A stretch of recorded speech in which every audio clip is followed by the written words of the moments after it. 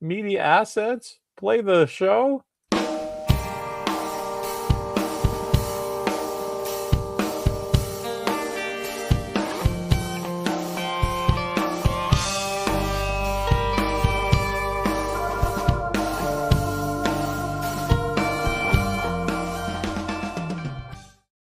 Oh yeah, all is right in the world.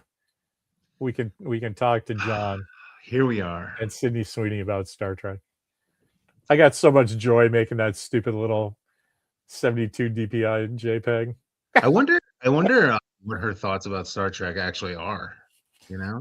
I did read when I was looking up for a cool pic of her. She was hovering. Her people were hovering around the Star Trek 4 with Chris Pine and Daddy Thor. That would have been nice for her to play a role. And I was like, oh well, that's cool. And that was like she had just finished her White Lotus stuff.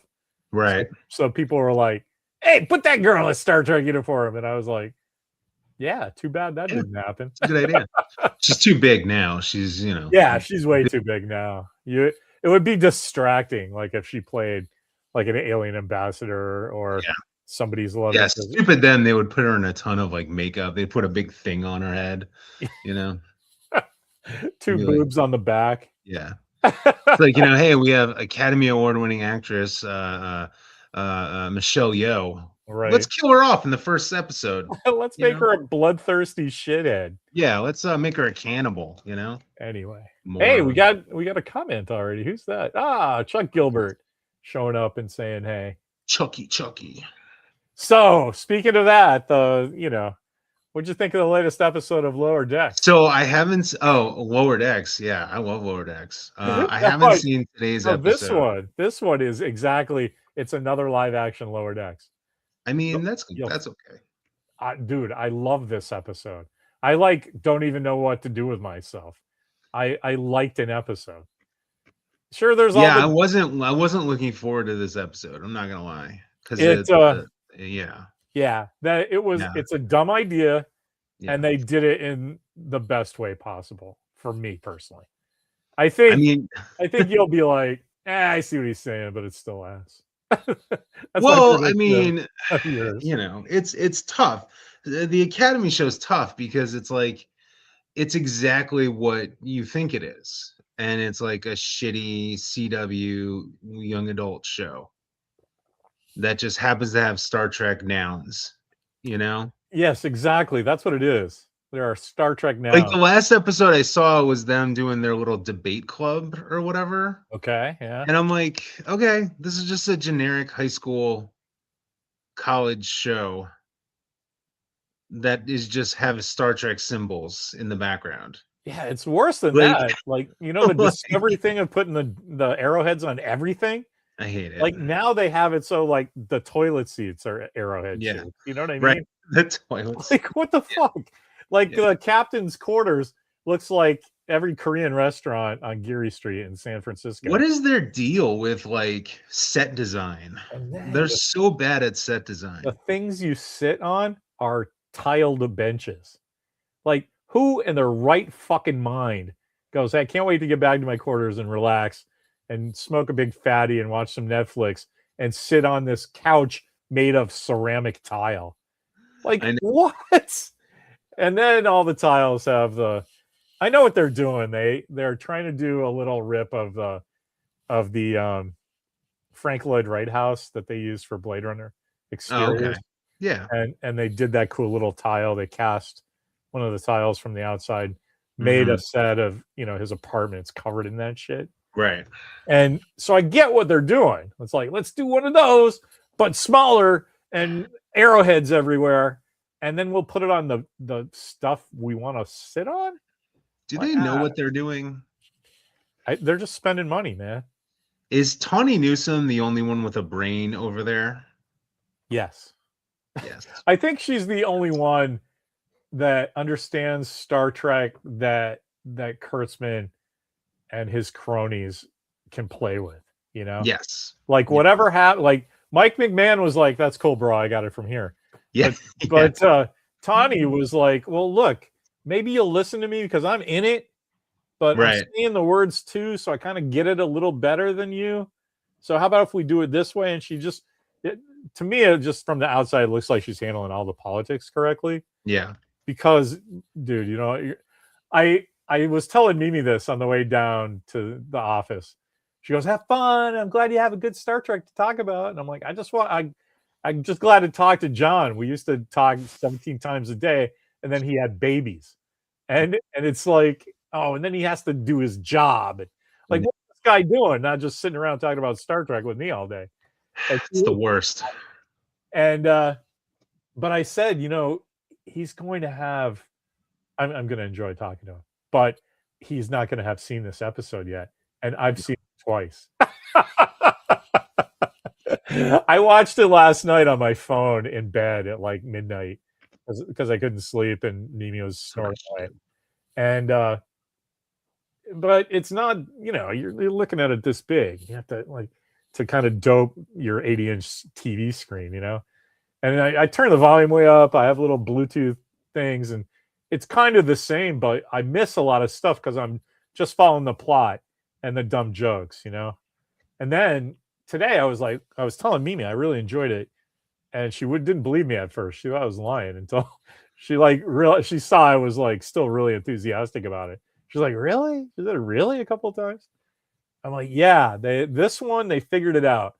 But there's a big thing that happens at the end that I had to even be told about, and I'll tell you. Well, I don't care. Like, basically, what happens? Basically, the B plot is the holograph girl is trying to figure out what happened to Ben Sisko because of stuff that happens in this episode, right? And so through shenanigans and events, she kind of figures it out, and she's being guided by this half Cardassian professor, right? And she's got all this makeup on. She looks like the Jem Hadar girl, except her cast is more olive. And then at the end, she goes, like, so she's giving her all this stuff, and she goes, "Oh, wait a minute, how did you find out? How did you know about the fact that Ben Sisko puts tomatoes in his gumbo? Because that's never been written down in the history that's survived up until this time." And then the professor kind of goes like this with her hair and reveals that she's half Cardassian, but half Trill. And her name is Professor Isla Dax. Oh, for God's sakes. And so I'm like, oh, did you have to do that? But now there's yet another long-lived character now that remembers the old days, that the audience remembers. So we can span what is actually Star Trek and this fucking CW nonsense. But you're never gonna. The thing I had to be told is that it's fucking Tawny Newsome. Oh, really? Yeah, with all his and so I went from like, okay, fuck that, to like, bro, you know, you would do the same exact thing if you were writing an episode. You would be Ron Tracy Jr. or some fucking shit. Oh yeah, absolutely. You know? Absolutely. So I'm like, if you have to do it, I grudgingly accept. I'm not going to go all the way to approve, but I don't disapprove either. I mean, like, can't you just be a different Trill? Like, right, exactly. It's the same exact why impact. Is everybody? Well, she knows something specific about Sisko because because 2,000 years the Trill symbiote has existed. Get the fuck out of my face. I wrote on my Facebook a line I thought was particularly funny, that she's been at it longer than the doctor, the emergency medical hologram, has been on longer than my System 9 Mac that I have to run because of this legacy apps that don't exist anymore. So I was like, man, that's pretty good. Maybe just for me, but I like that one. Good joke. Yeah. So what is the episode about? Isn't it supposed to it's supposed to be about that holograph girl, right? Yeah, it does three particular things pretty well, honestly. It has so the A story is it's a little, you know, remember how you saw the Klingon one about the guy and his family and all that shit? Oh yeah. So it's that for Sam though. Like it looks like everybody's gonna get like this little defining character episode. Which if they do 8 things like that, I will be fine. Because then going into the second season, have some fucking adventures, and we all have a grounding with those characters. Yeah. Right. So they learned that lesson about the bridge crew stuff, right? So this one is, it tells like how the photonics came into being. And basically there were some, they don't say what race, but there were some sentient being, they don't even say if it's in the Federation or not, but some race of folks that created holographic beings as a slave race. And when the burn happened and all of that, they got sentience and have evolved into just these light-based beings. And this girl is someone they've made to shunt in to the organic world, because when the light beings knew the organics, they made them slaves and they don't trust them. So this girl is their emissary into the organic world to see if the meat people can be trusted, and they're going to be it. And so then that does the B story of, hey, Cisco was an emissary. You're learning this new thing about the Cisco Museum. Why don't you go through that? And then the C story, they keep the adults basically in the room, right? Holly Hunter, the War College guy, the Klingon girl, and Tig Notaro are all sitting around at dinner while this nonsense is going on. And so there's three main things going, and it's all handled really well. And some of the stories lead into the other stories, like Sam will be doing something and run into her friends, or somebody will be doing something and they have to call the War College guy about it, who's that the adult stuff is actually less successful. And it's because it seems like an afterthought. They're like totally locked in. And this episode anyway, that there's the kids and this girl as a representative of the kids, right? And then, oh fuck, we have to do something with these people we're paying money for.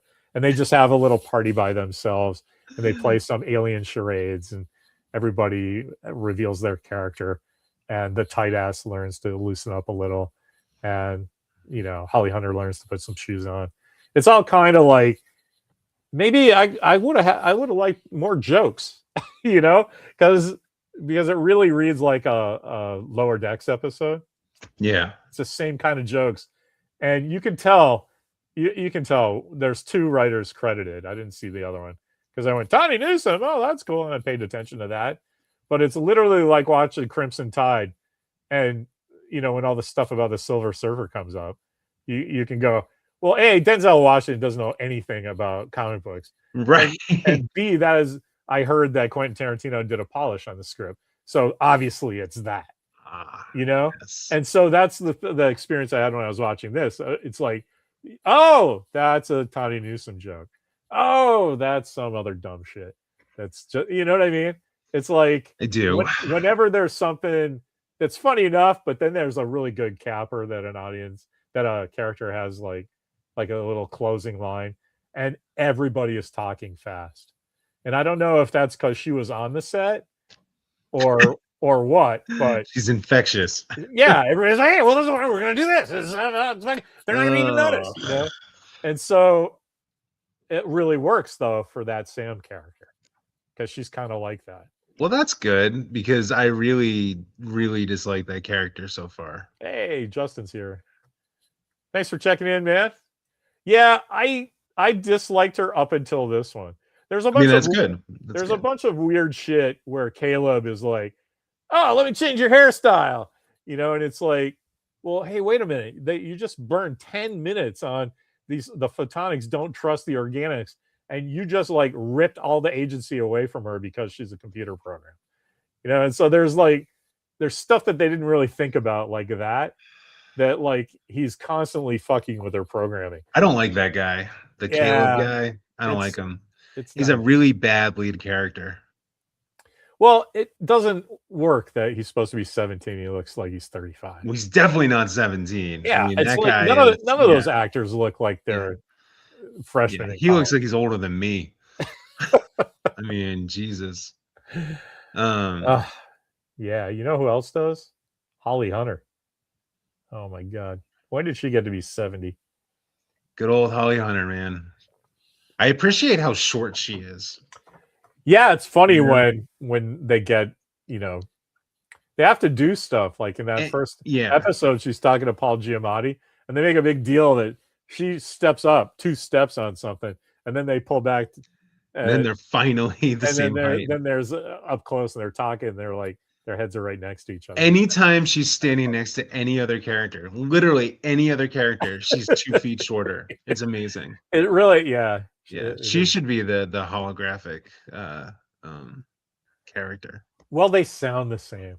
That's the other thing. I was speaking with somebody on Facebook today, and it's like, I don't know what they're doing, but I guess half the characters have fake teeth, so that's not good. And then, but the other half are like talking crazy. Wait, what? I don't know. Doesn't the Klingon guy have Klingon teeth? Oh, probably. Yeah. Okay. So, and they definitely are dubbing that guy's voice. I want to see that guy do press, because Michael Dorn does a Klingon voice, right? He just pitches it a little deeper. This guy, it's not his voice. I guarantee you. It is a weird voice. It's modulated. That's why they're doing something to it to try to clean up whatever he's saying past those teeth. Yeah, they're doing something to make it so we can understand him, and it works okay. But Sam, that actress is super charming in this one. Good. So I ended up really, I really get that character now. Good.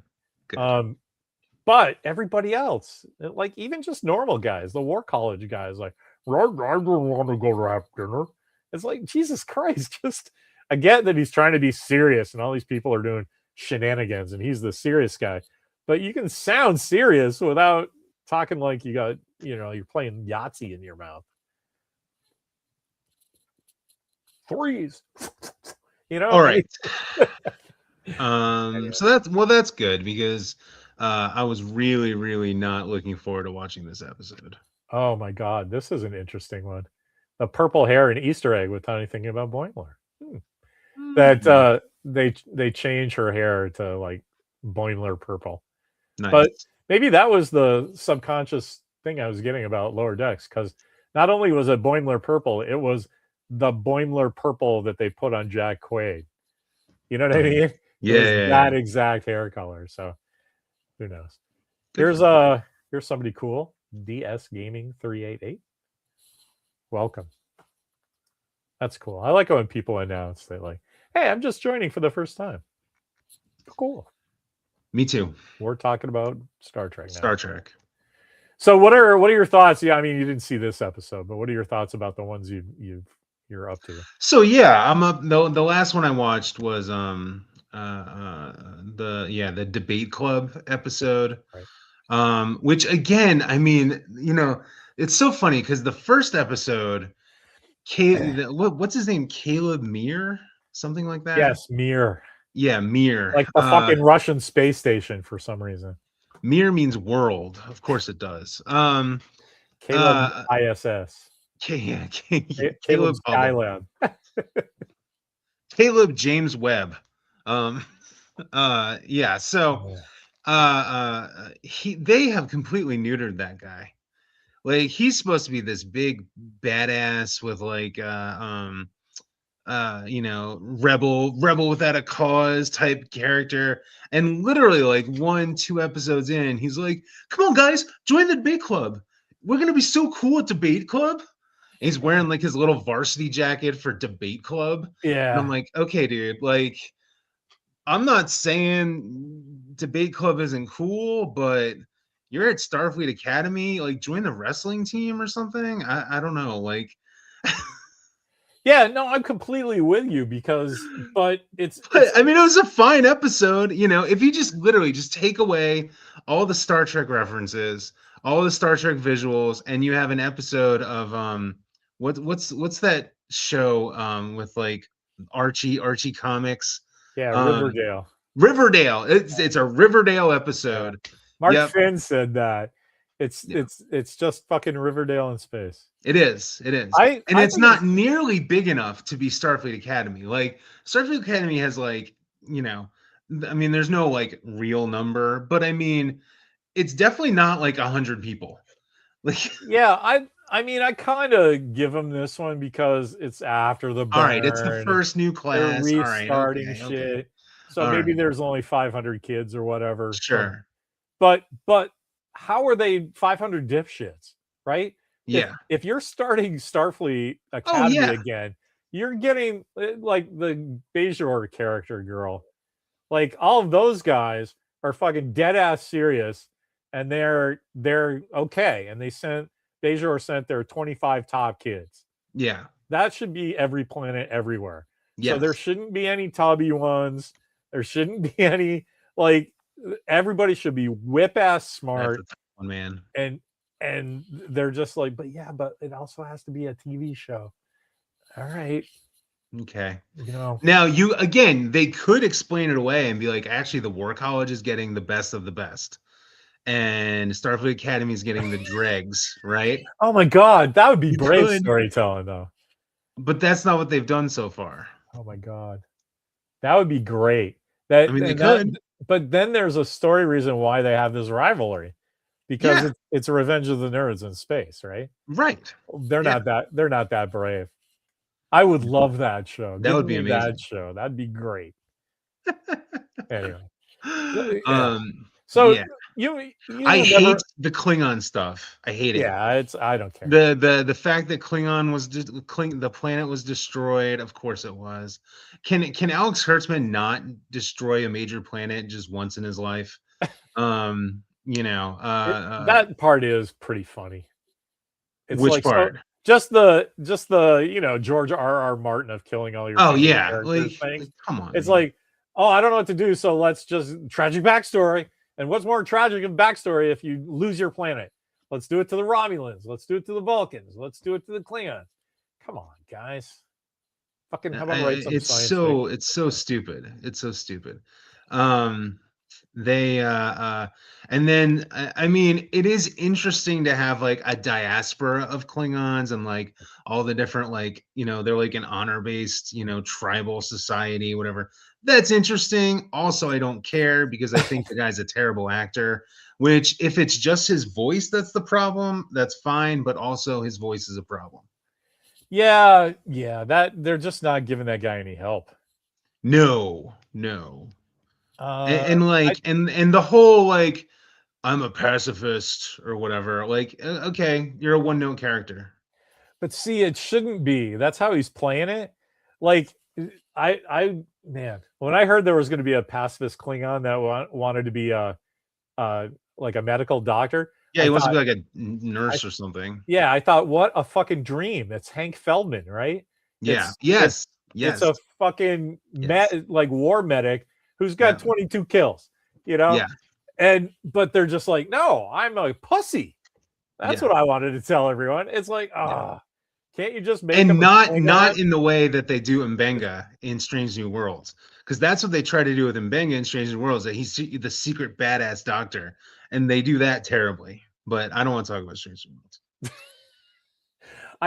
I like this episode so much that I kind of like forgot, and Strange New Worlds had sucked so bad season 3 that I kind of forgot that, like, oh yeah, we got a couple more seasons of that to go. All right, it's the puppet one, and I'm sure they'll do a Buffy the Vampire Slayer crossover. I'm sure. Because but these fucking guys, I'll follow these kids. I don't know. I wish they'd just go away and they would just do Star Trek again. What was the other episode I watched? There was some other episode. There was the other one was the rivalry episode where they're doing the rivalry, right? So it's the rivalry plants episode, and then there's the debate club episode, and now we have the ham-fisted emissary analogy episode. Good. That's good.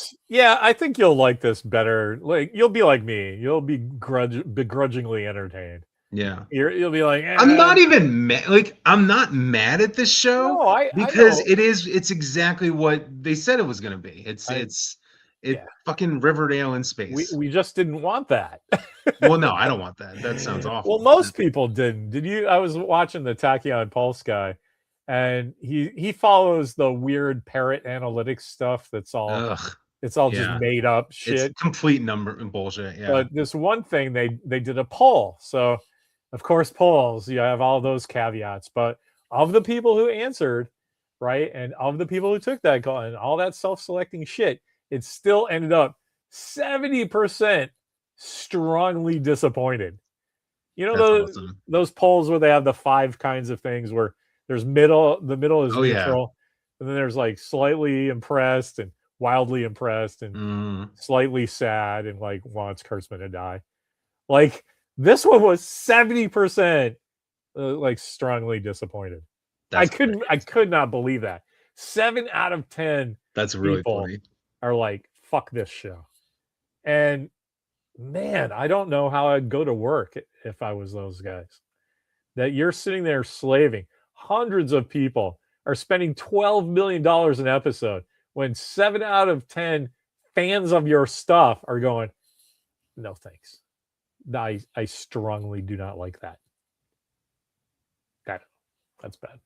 What was this episode? What were you? Oh, the fucking the bullshit Calica team. Remember that episode? Yeah, right. They were, and of course, magically, all the main characters make the team, including the hologram. Oh, that was an awful episode. Why didn't they just do Ambo Jitsu, man? I mean, they're always trying to do this crazy shit. They didn't even make any. Oh my god, that was a terrible episode. I completely forgot that one. I completely forgot about it, and I hated that episode so much. Everything about it was bad. So the one thing I hate about Kurtzman and modern Star Trek is they turned us into old ladies, man. I know. Like think about us. Like 5 years ago, we'd be like, okay, John's breaking down that naval construction contract numbers for all these ships, and that's fucked up because that ship is clearly shown to be there and during this star base. And I'm going, fucking, they did all this, and look at how that narrative tracks to that, and we're fucking going crazy. Now we're like, I hate it. I hate it. And I'm like, me too. I hate it. Like, it's just. Give me my little ships so I can pretend I'm making a good Star Trek over here. I have my Sprazer. Ooh, I love that thing. Yeah, he Kurt made the STL files available. So if you wanted to, if somebody wanted to print their own, they could. Somebody wanted to get me a Father's Day gift. Oh, wow. And they could split it because there's 2 of them. I'm just saying. It's like half. Just bring them aside. Yeah. Here, Daddy wants to, water the garden, and it has to be in this thing. Yeah. So, I mean, what? I don't know, man. What? No, I don't care. I don't care enough to even be like, oh, here's how I would fix the show, because I don't give a shit about fixing the show. Yeah, the only way to fix this show is not have it be in the Discovery timeline. Well, that's the main problem. And I mean, my problem with Starfleet Academy is that this got brought up in 1986 and has been shot down every year since then. And so, obviously, thousands of people responsible for the Star Trek IP went, should we do this? No. It's not really that good of an idea. Yeah. But then, Kurtzman starts running out of ideas, and his contract this is what he always wanted. And he's like, oh, let's make it for the kids. This is what he's always wanted. This is why he's been hiring 90210 writers. This is why he's been, amassing his little fucking CW writer room, because this is the show he always wanted to make. Well, he just needed to get Tawny Newsome on the writing staff, because if that's what you want to make, she knows how to do it. That's entertaining and Star Trek-y, Ugh. I know. Yeah. Well, I started off saying, hey, I had 17 Star Trek shirts, right? I'll wear all those. Not a single fucking uniform looks like a Star Trek thing in this. There's nothing. No. Like, I will buy the craziest ass shit. Like, you bought Picard stuff. I did, but I gave it Star Trek Picard. I mean, you're a true Star Trek buyer. I bought the shirt to support Matt from at Kozermart. Yeah, it's $40. Who cares? But then it gets there, and I'm like, I have no love for this uniform. No, it's and so I just bought another thing, and I sent it to Strang, because he hates Star Trek, and I'm like, okay, now you have to take a picture wearing this shirt. And he sent me 2 big packs of New England clam chowder from his local restaurant. That's pretty good. To thank me. It was excellent. I love that clam chowder, but I haven't seen a picture of him wearing that shirt yet. No picture. So, and it was like a year and a half ago. So no I'm like, pics, no proof. I don't give him shit about it because that clam chowder was great. It was excellent. Great clam chowder. That was very thoughtful. Yeah, but the point is, you will buy anything. And yeah, Miss Sweeney couldn't make it, Hector. So sorry. I'm taking over for it. It's just me. I thought somebody was going to give me shit because it was obviously an AI picture, but I brightened up the contrast and put a filter on it so it was all fuzzy and out of focus, and I flipped the colors as close to your picture as I could. Oh. So it's a derivative work. It's not strictly AI. Mm-hmm. Mm-hmm. Somebody posted it on the internet. I just screen grabbed it. I didn't ask it to make it or anything. Right. It's not your fault. It's not my fault. Tig Notaro's in this show. Yeah, Tig's in it. Robert Picardo's in the. Oh yeah, the doctor's in the show. I can't, man. So you know why they're doing that? Because it's fucking 1,000 years in the future, man. Yeah. And so you have to have a whole race of beings that remember taking drugs with Carol Kane in the 60s. Oh, it's fucking because Holly Hunter. Oh, I'm 400 years old. Okay. But even if you're 400 years old, why do you care about the 20th century? You don't. Right? You've still 400 years in 3,300 is still 2,900, right? Yeah. So you're 900 years away from the 20th century. I think the math's right. I can't. So, but it's like well, whatever. It's close enough. 1,000 years. Right. Just in the future. Who gives a fuck? Right. It's like, oh well, it was cool. I mean, it was cool having Tom Paris be like a 20th century person. Yeah, but like that's one thing, and also it wasn't that cool, and also like, just don't like. Is the apex of human civilization the fucking 1950s? Like what? Muscle cars and shit. Like what the fuck? I can't, dude. I can't. Oh right, yeah. When Kurtzman. I love that in the J.J. Abrams, the first movie that not only is Greg Grundleman his best friend, the voice on the radio that's Captain Kirk's stepdad. Yeah, but he has a 1957 Corvette. Of course he does. And then even in Beyond, and I like Beyond a lot, but even then he's like, oh man, this is a Kawasaki fucking motorcycle. My father had one of these. I'm like, dude, no, he didn't. Nope, he straight up did not. No, he did. No one I know has a fucking 1847 wagon. Well, I mean, it's like everything. If you just give it a line, right? Like nobody had these things don't exist anymore, but we printed it out of the memory engrams from the doohickey. And sure. Just give me that, and I'll go. All right, that's stupid, but I'll keep going and not spend like the next 10 minutes of your movie or TV show going. Oh, no, that's fucked up. No, there's no way. It's taking me out. Motorcycles and Star Trek. No, thank you. Yeah, you know what I mean? The whole fucking show. Alex Kurtzman is a fucking cancer on Star Trek. I was very excited to hear though.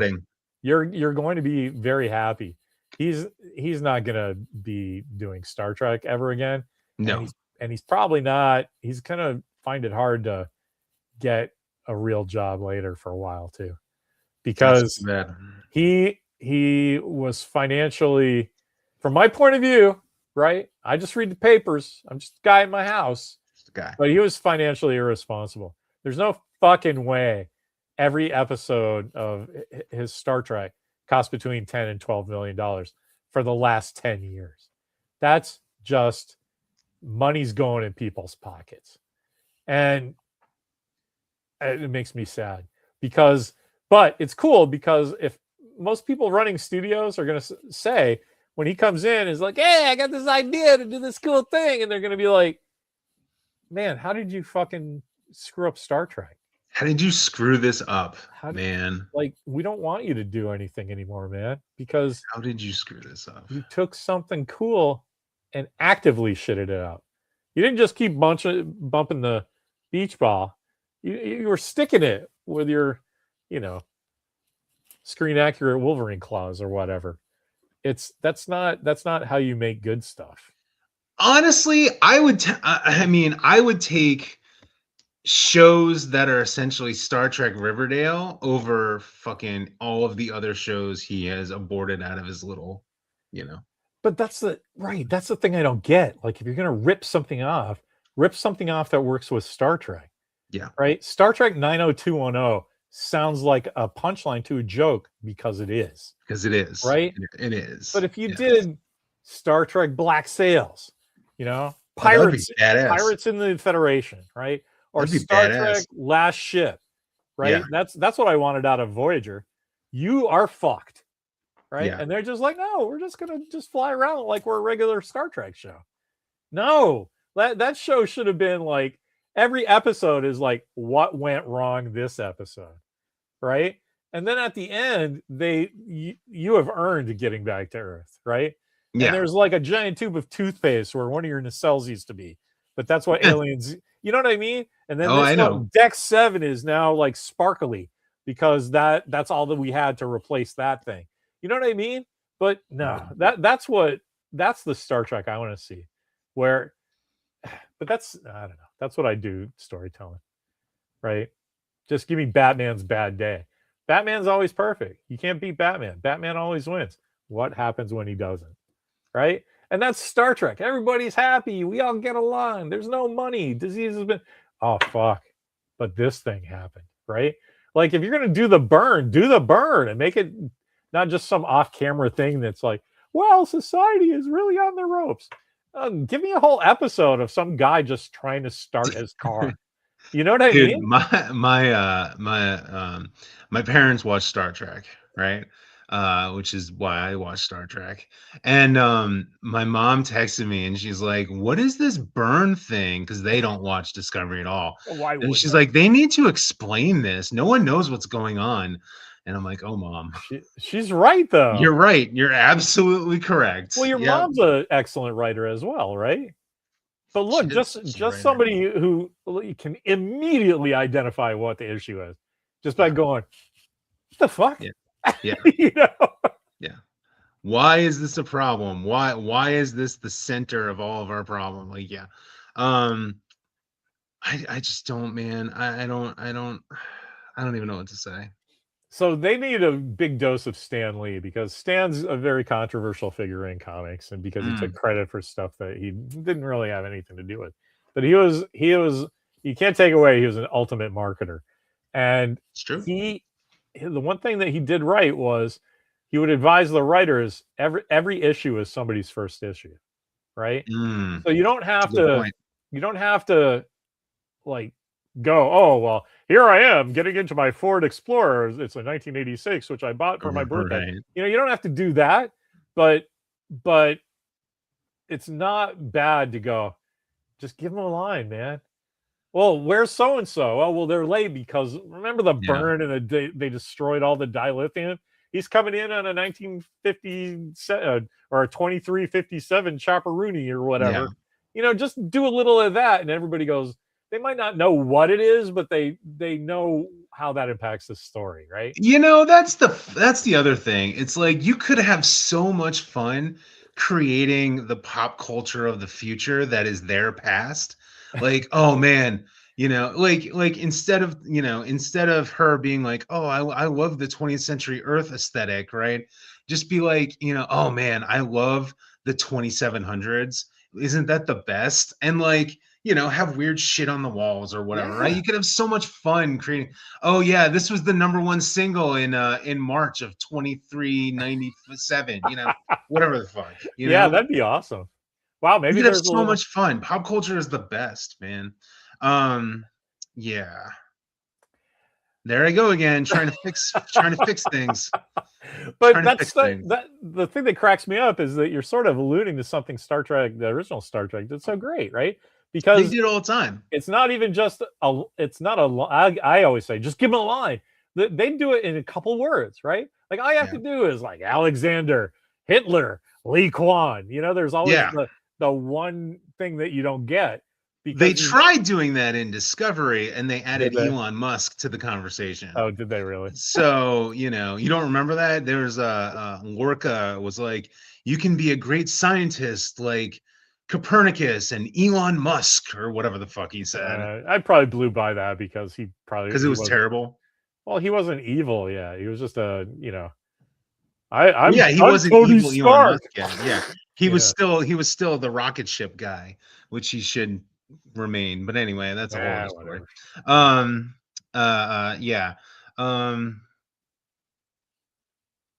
Yeah, pop culture of the future. That you could have so much fun doing that. And ironically, Lower Decks does that. Because I've been binging Lower Decks while I've been on daddy daycare. Don't tell my wife, but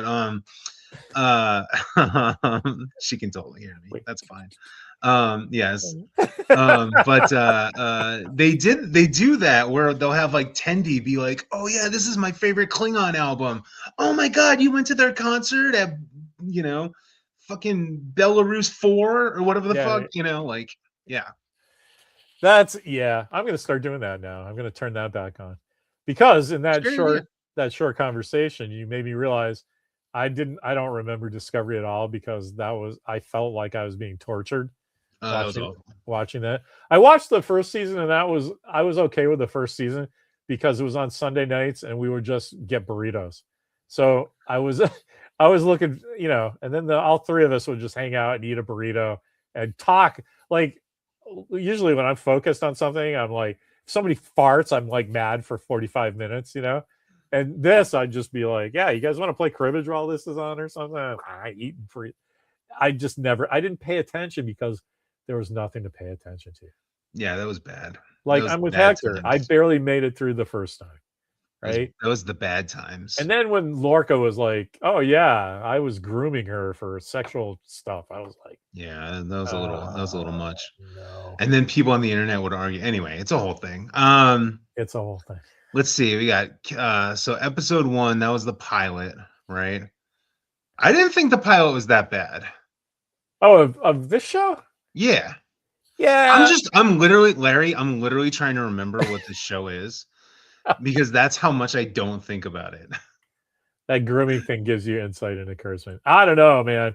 I honestly don't know how much of this is actually his fault, but I don't think it's him per se. He's the one who's responsible. He's the one gathering the troops who make terrible things. Yeah. In my opinion. Yeah, so I don't know. I honestly don't think, though. If I was running a studio, I wouldn't trust that guy could deliver something that we could make some money on. Hell no. I mean, this has been a massive failure. The Kurtzman era has been a massive failure. Massive failure. That obviously that's been our observation by living through this, but man, that 70% strongly disappointed thing. That's pretty good. Shut the door and turn the lights off. That's pretty good. Because that's you haven't, maybe you got some young people to watch Star Trek, but they're just watching this show. They're not watching the other 900 hours as of Star Trek. Look, as a certified young person expert, the kids in my classroom are not watching fucking Star Trek. Yeah. The irony is they're all watching old TV shows because old TV shows were good. And by old, I mean like 90s. They watch like ER and shit like that. And like fuck's it called? I don't know, some other fucking show. And they're like asking me, they're like, have you ever watched this show? I'm like, yeah, dude, I was like 10 when that came on. Like, what? Yeah. What are you talking about? There's Walker and his buddies last year were watching some show on Netflix or something. I caught a little of it, but it's basically like a bunch of townies on the river in Florida, and everybody is like mildly into drugs. Nobody goes to school, and they're all teenagers, and they're always finding like, bodies in the river and, strange things of cash. And I was thinking about it, I was like, that's what this Star Trek Academy Starfleet Academy wants to be. And if they did that in the Star Trek world, that'd be fucking great. Yeah. You know what I mean? If they did Riverdale in the Star Trek world, I would watch that. Hell yes. Betty and Veronica in Starfleet uniforms? Yes, please. But what do we get? We get like, the cast of real people. And it's like, man, I don't want to watch TV and see folks that are in my grocery store. Well, and like the casting of this, so let's talk about the casting. All right. The casting of this show is so incredibly weird. Because as we've already pointed out, they all look like they're 35. Right. Now, if that's part of it, and it's like, hey, we're starting this up again, there is no age thing, like we just want people to come be part of Starfleet Academy. Okay, that's fine. That's not really what they're doing though. They're trying to make a young adult thing. And it's not like a hey, I'm Dawson and I got the shaggy hair, so therefore you think I'm young. It's straight up like, dude has like a 12 pack and like, shaved muscles and like, dude, like the dude looks like he's a 35-year-old bodybuilder. I'm like, dude, that's not. So my kid lifts, right? He's taking the super soldier serum, so he's very aware of that shit. And he watched the first two with me. And Caleb takes his shirt off and he's got his Starfleet tank on. Yeah. And Walker goes like this. I love it. It's like, and I'm like, what do you got something to say? Like, bro, skip leg day or something? He goes, no, his triceps are bigger than his biceps. There you go. That's fucking nuts. And I just went, well, that's the future, man. And it's the future. But we spent seconds of our lives talking about something instead of watching their show. Yeah. Like something pulled us out by how it's distracting. It looked. Yeah. Yeah. It's distracting. And I think that's my takeaway on this show, that there's just so much to be distracted by that it's almost like I can't enjoy the good stuff that's there. Right. Right. Because it's not an equal mix. The good stuff is way under 50%. So I'll just be, half listening and then go, oh, that part was really cool. I really liked how, they're really addressing some, but now, somebody farted because the smart pants made them, scrunch their scrot or something. It's like, it's tonally all over the place. And to the point where the captain's like doing this in her chair, it's like, what the fuck are you doing? Anyway. And I mean, that's distracting too. I understand kind of there's like, oh, she's the free spirit, but like, dude, like you don't have to be that much of a free spirit. Like you can close those legs up. You know what I mean? That's awesome. Close those legs up. My dad would say that. It's all over the place, dude. All of these episodes have different genres. So I'm looking at the episode list, right? So the pilot was like this real high tense, like crime and destruction and everything, and then you get like the fucking the Hogwarts episode against the War College, but it also has this love story going on. Remember the love story with the Beta Z princess or whatever? Like, do you even remember that? Yeah. They addressed that one in the new one. But like in the dumbest possible She's another way. one. She looks like she's been fucking lifting for 20 years. I'm like, dude, like what? I don't know. They addressed that one in this episode a little. Oh, good. I'm glad. But it advances the story about 7 to 8 inches forward. It's not like they're like staring at each other across the giant atrium, and then Sam goes, "Hey, you want to fuck her? Why don't you just go tell her you want to fuck her?" And then he's like, "Oh, be cool." Funny. And then they cut immediately to she's talking to the girl. He's like, "Look at him! He's got a schlong." And she's like, "Get a rest, lady." That's funny. But that's it, and it's done in a really crass way. And it's like, wow, I hope the kids like that because, I don't know what they're thinking doing a scene like that. But anyway. Oh boy, here we go. The season finale teleplay by Alex Kurtzman and Kirsten Beyer. That's not good. That's more of his I'm just stealing money. And then episode 9, the one before it, is Teleplay by Kirsten Beyer, story by Kirsten Beyer. That's I guess she's the one that wrote with Tawny Newsome. Yeah, that was this one. Yeah. Is she a producer or something? Yeah, I mean, she's been there since Discovery. I mean, she's yeah, Kirsten think about that for a second. That's the first time I can recall hearing her name. It's Kirsten Beyer. Oh, that's right. Kirsten Beyer is the one. She did a lot of really good books. She did the a bunch of like Voyager books. Okay. So that was good. That's right. I remember. She did the Full Circle stuff. Anyway. So I don't hate her. Glad she's getting work. Yeah, I don't hate her. I hate Alex Kurtzman. Well, they crushed this latest episode, her and Tawny Newsome. It was very entertaining. Good. I'm glad. So, but I'm really looking forward to you telling me next week or the week after, like, hey, I finally watched that. And what, are you on crack? Like, I kind of think that you're not going to like it. I don't like, and this is, look, I mean this in the most innocuous way possible, right? But it's now an ongoing trend where they're trying to have like an autistic character, right? Or someone who is coded in these sort of autistic mannerisms, right? Which is very clearly what they're doing with the Sam character, right? I really don't like that. I really don't like. Are you saying all through Star Trek or just on TV? No, I'm talking about the Kurtzman stuff. Oh, okay, yeah. Like that's one of the like they're very conscious. And look, hey, it's Star Trek, right? If you want to have disabled characters, that's great. Geordi LaForge can't fucking see, right? And he's the pilot, right? Yeah, but that's science fiction, right? I know, but like the there are people in wheelchairs in this one.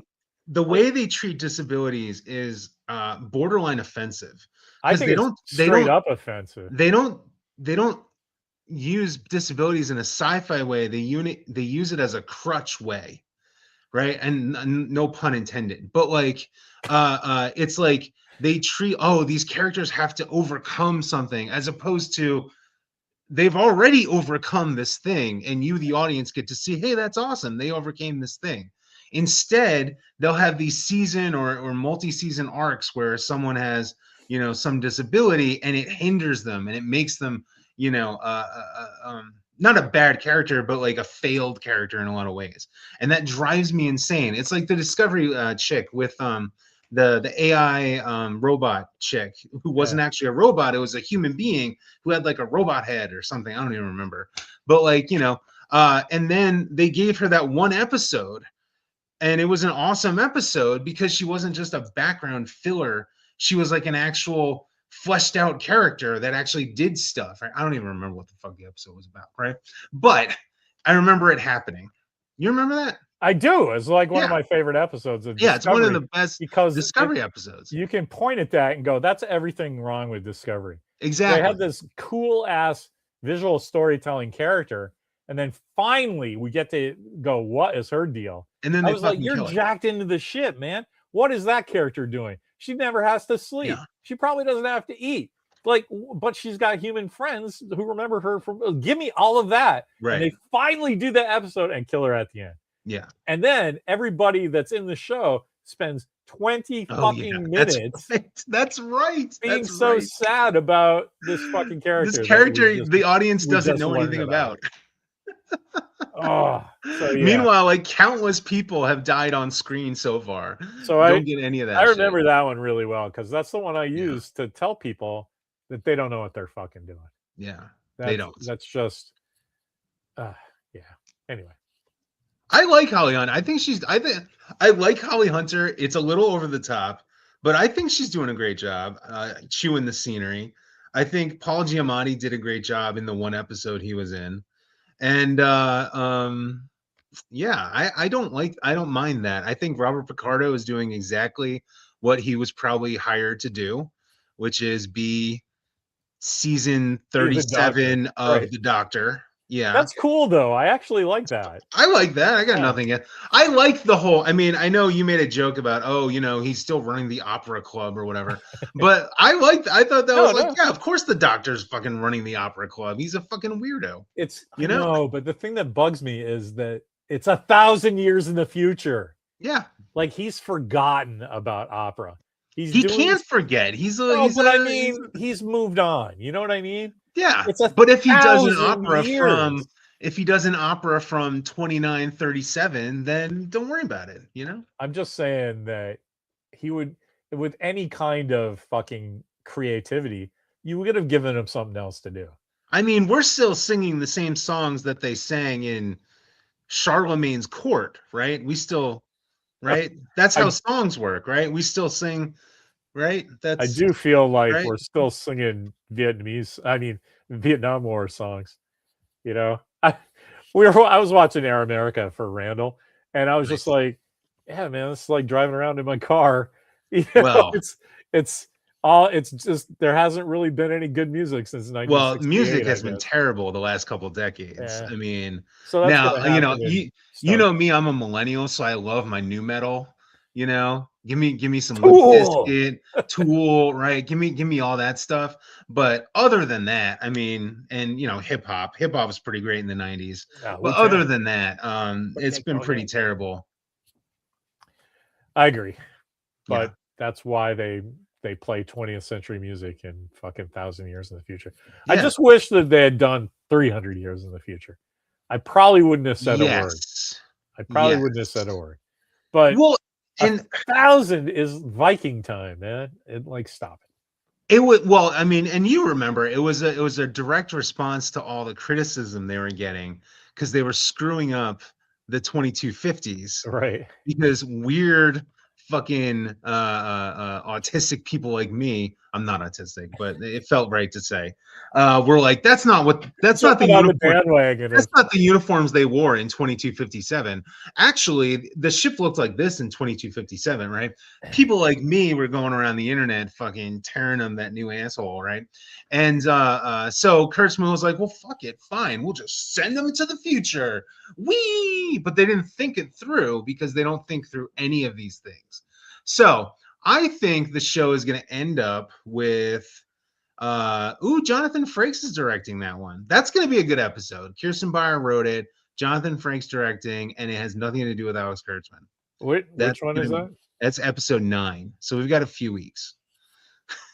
Okay, cool. I'm literally looking at a list of episodes. Boy, I can't tell you. It's all those missed opportunities, man. Yeah. Anyway. God, remember Section 31? That was terrible.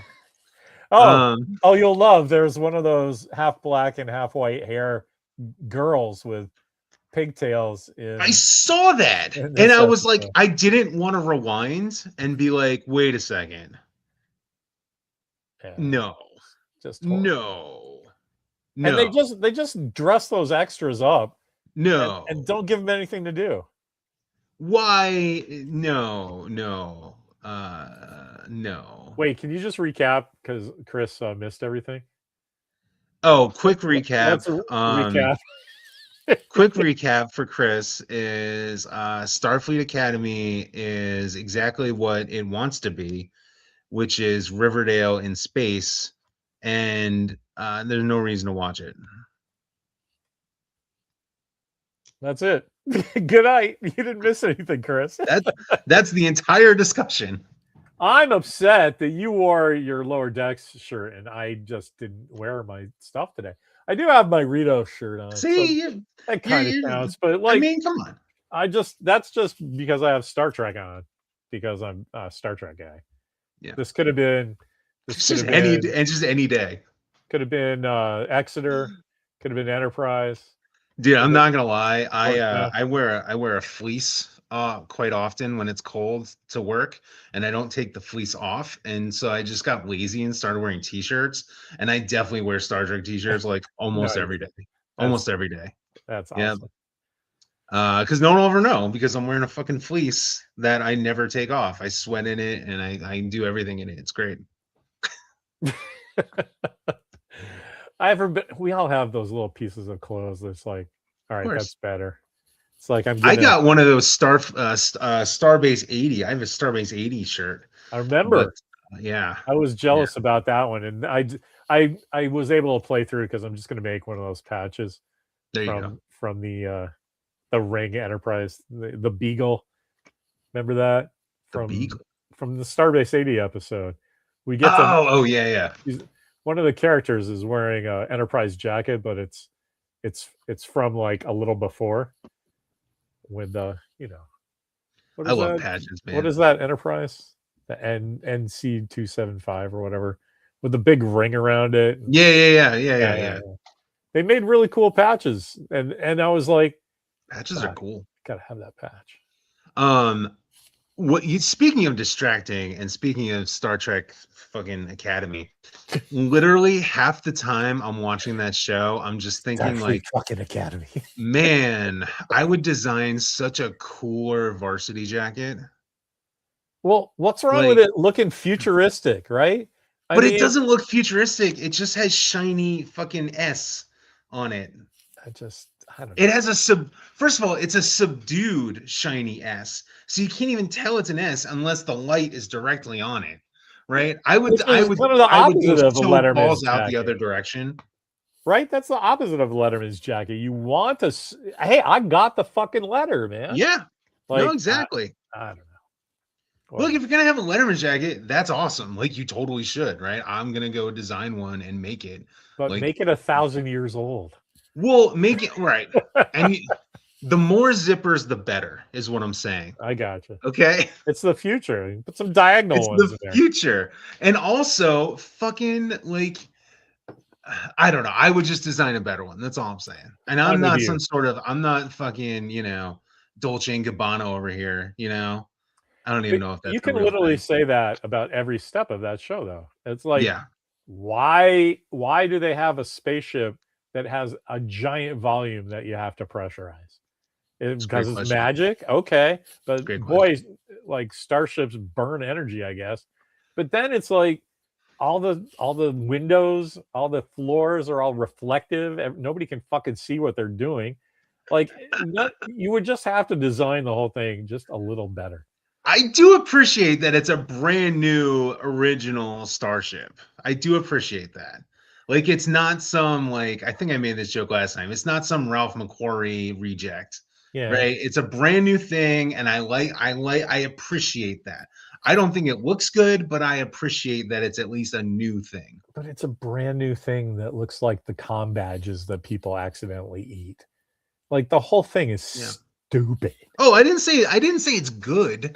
I just said I appreciate it's a new thing. It's a new thing. See, at some point, I think, well, here's some new stuff I can just ignore because we're never going to see this shit again because it's awful. No. So, no.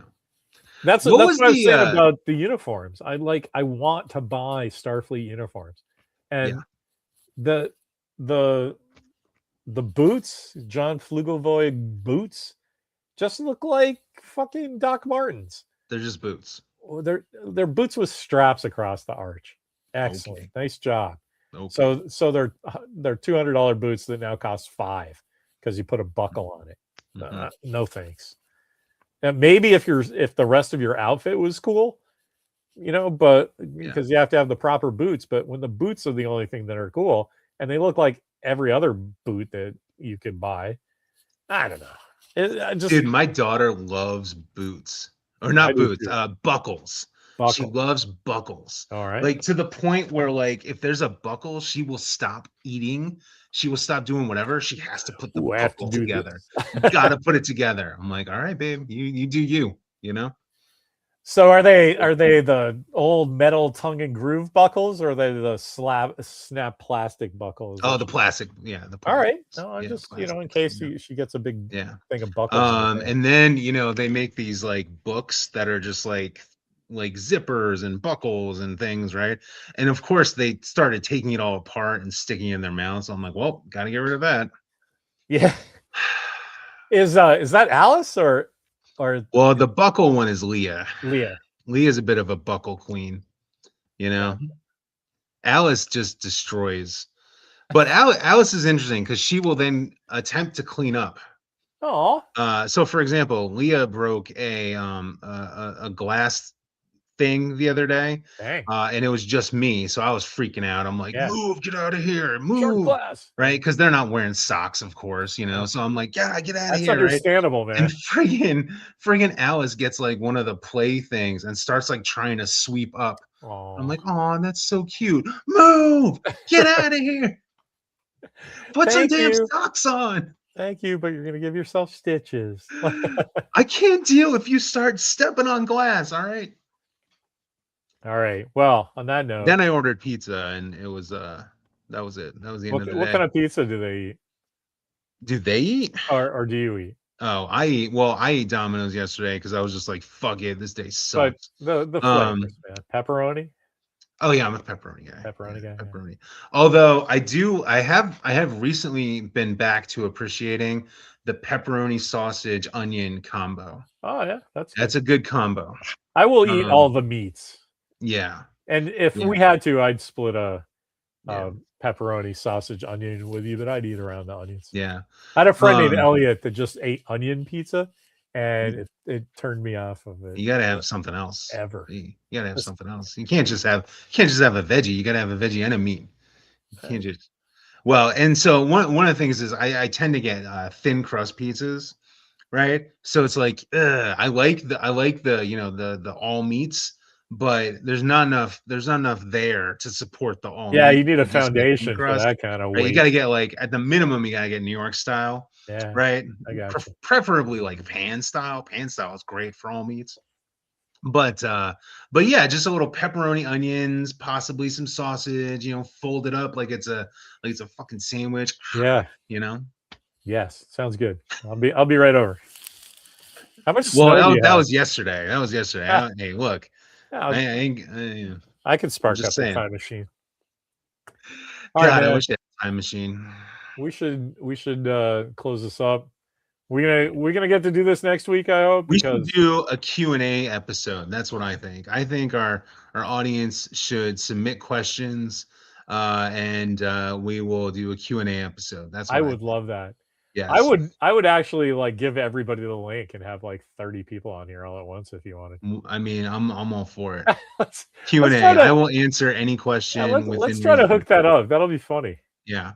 That's good. That's a Because good there's idea. nothing to talk about with Starfleet Academy. Well, I when mean, Chris said look, I appreciate that you like this episode. I'm gonna go watch it, and maybe I'll like it too. I appreciate that, but like once you get over there's nothing to talk about. It's a very vapid, vacant, uh, cheese uh, cheese uh, pizza, man. cheese pizza. That's God, my wife eats cheese pizza, and I give her crap about it all the time, and she's like, I just like cheese pizza, and I'm like, well, you might as well just eat breadsticks. So she does. She orders breadsticks, which is fine. Why does New Trek suck? That's what I was going to say. Chris came in and said, because you were like, let's do a Q&A. And Chris comes in and says, what I miss. And the thing is, nothing. We just Nothing. said the same shit in different words. Yeah. And it's because Star Trek's doing the same shit Because the with same different people episodes. are doing Yeah. the same thing in different words. That's why. So Yeah. that's why I thought it was so notable that like Yeah. I enjoyed fully 2/3 of this episode. That's And good. like that hasn't happened with It's been a while. not with a modern Star Trek. Yeah, it's been a while. I like the movies okay. The Pine and those movies. I'm fine. Mhm. I'm fine with that. I like some better than others. But it's Star Trek, right? Mhm. They're in the Enterprise flying around doing shit. And I don't know. Anyway. All right. That's it. Q&A. That's all I got. We'll set that up. Spend it next week. Thanks so much, man. That was a blast. And thanks everybody for listening to our nonsense. Yes. Dun, dun, dun, dun, dun.